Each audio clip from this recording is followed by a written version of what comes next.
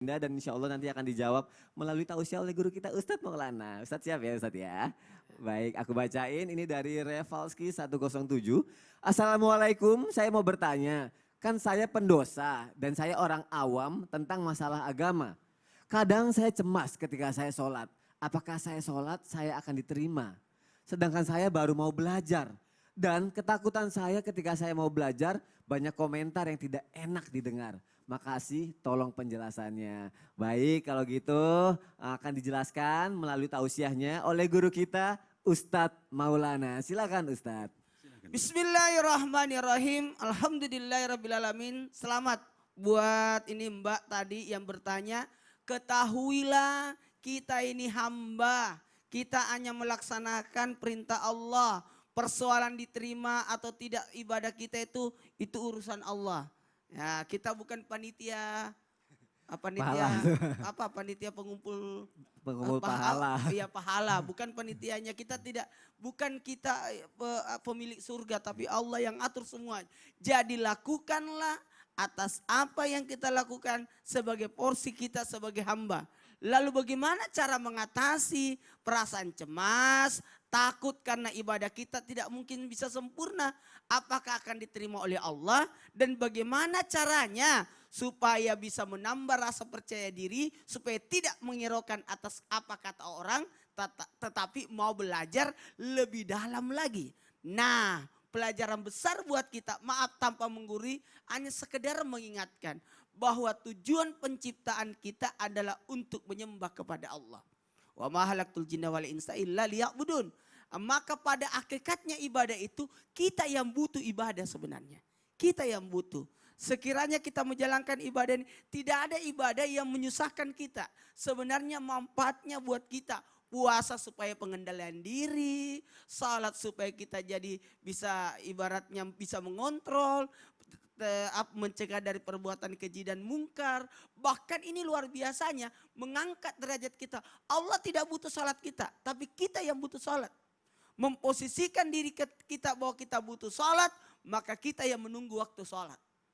Sekali lagi, kita bukan lagi menyepelekan. Bahkan ada baiknya supaya kita tidak cemas. Ayo belajar dari masalah dan pengalaman orang serta keteladanan dari orang-orang soleh. Bagaimana dengan ibadahnya? Kok bisa dia bangun tahajud ya? Iya, kok bisa semangat? Kalau ada orang semangat berbuat maksiat, kenapa kita tidak semangat berbuat kebaikan? Wah, biasanya saya lihat, orang bisa tahan ya nonton siaran bola sampai tengah malam mau pagi kok ya. kita biasanya kalau musim-musim bola gitu, aku banyak baca kitab atau buku. Karena orang aja begadang, aku ikut begadang juga sekalian. Tapi beda begadangnya ya. Iya, jadi kalau mereka itu bisa begadang seperti itu. Jadi apalagi kenali Allah. Sekali lagi kenali Allah, aman kita. Masya Allah, mungkin kita harus mengenali Allah dulu, itu kunci utamanya Ustaz. Kunci utamanya. Masya Allah, jazakallah khair Ustaz Maulana. Baik, semoga solusi ini bisa segera kita lakukan dalam kehidupan sehari-hari dan insya Allah kehidupan kita nanti akan lebih baik dan jangan pernah takut karena Allah yang menilai semuanya kalau kata Ustadz Maulana. Masya Allah. Baik, kalau misalnya tadi melalui media sosialnya dibacain, sekarang ada yang berani untuk langsung berbicara langsung nih mau curhat sama Ustadz Maulana dan Ustadz Syam. Karena kita kangen juga sama jemaah. Biasanya kan banyak di sini. Sekarang ada jemaah di rumah. Iya, sekarang di rumah. Habib izin ya Habib. Ini ada yang mau curhat Bib di sini Bib ya. Kita dengarkan curhatnya ya Bib ya. Siap. Masya Allah. Baik, assalamualaikum warahmatullahi wabarakatuh. Waalaikumsalam warahmatullahi wabarakatuh. Masya Allah, silakan ada keluh kesah apa, insya Allah nanti akan dicarikan solusi terbaik dari guru-guru kita. Silakan. Iya, gini Pak Ustadz. Jadi tahun ini saya itu baru lulus kuliah di bidang penerbangan. Nah, tapi karena lagi pandemi wabah virus corona kayak gini, banyak perusahaan yang nggak mau terima karyawan. Jadi karena emang lagi pandemi kayak gini, perusahaan malah mengurangi karyawan itu. Nah, saya cerita sama teman saya, tapi teman saya bilang kayak gini, kita harus tahu kapan harus berhenti. Harus sadar diri dan ada sesuatu yang nggak bisa dipaksain. Nah, itu gimana ya menurut Pak Ustadz? Apa saya harus berhenti cari kerja di bidang yang saya sukain dan bidang yang saya benar-benar cita-citain dari kecil kayak gini? Apa gimana Pak Ustadz? Masya Allah hebat loh perempuan lo ikut penerbangan ya Ustadz. Nah jadi beliau ini punya cita-cita Ustadz, tapi cita-citanya belum kesampaian. Apakah harus berhenti atau dilanjutkan aja Ustadz Maulana? Iya. Silakan Ustadz. Mbak yang baik hati yang luar biasa, semangatnya luar biasa bagus. Orang bekerja supaya tidak membuat tangannya mengenada untuk meminta. Orang bekerja supaya tidak jadi beban buat orang lain atau benalu buat orang lain. Bahkan orang bekerja untuk memenuhi kebutuhannya. Bahkan bisa untuk memenuhi kebutuhan keluarga. Bahkan bisa membantu orang-orang di sekitarnya. Jadi itu tujuan bekerja yang baik. Bahkan bekerja pun bahagian daripada ibadah kita. Jadi sejadah panjang kita. Bahkan bisa bermanfaat. Orang bisa naik umroh, haji, bisa bangun masjid dan sebagainya. Kalau pertanyaannya, apakah saya melanjutkan? Lanjutkan. Karena ketahuilah usaha yang baik itu yang berkah dan yang halal. Kalau itu adalah halal dan berkah, jalani. Karena kenapa? Bisa bermanfaat buat yang lain. Bahkan sekarang masa pandemi, Ustaz, gimana caranya? Alhamdulillah ini mengajarkan kita buat mandiri, disiplin dan kreatif. Bukankah dengan adanya pandemi ini mengajarkan kita bisa usaha dengan tangan kita. Kita tidak bergantung dari orang lain. Tapi kalau ada yang lain juga mungkin ada masalah yang sama. Ya. Bisa dengan usaha dengan tangan kita.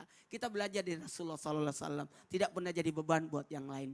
Masa kecil mengembala, berdagang dan sebagainya. Masya Allah, jadi lanjutkan ya. Karena aku juga pernah dengar gini, ini aku tambahin dikit ya. Ya. Mungkin ya karena gantungan cita-citamu setinggi langit. Jadi ya udah kejar terus sampai dapat. Mungkin itu ya maksudnya Ustadz. Iya, karena insya Allah siapa yang mengetuk pasti masuk.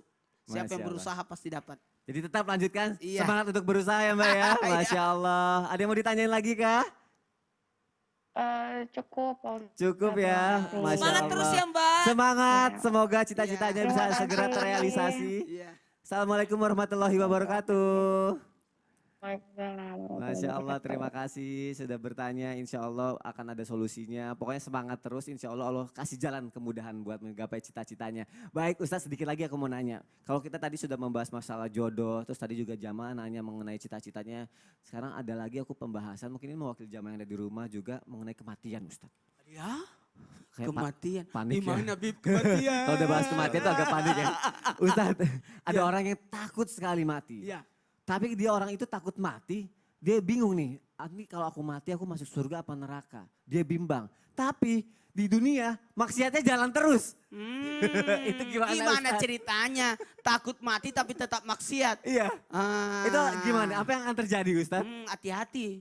Kata Ibrahim bin Adhan tidak akan terkabulkan doanya. Aduh. Salah satu penyebabnya gara-gara seperti itu. Gara-gara itu. Mau tahu? Mau tahu? Mau banget. Sudah 0. Kita akan lanjut sesaat lagi. Baik, jangan kemana-mana jamaah. Tetap di Islam itu indah. Jamaah, oh jamaah. Alhamdulillah.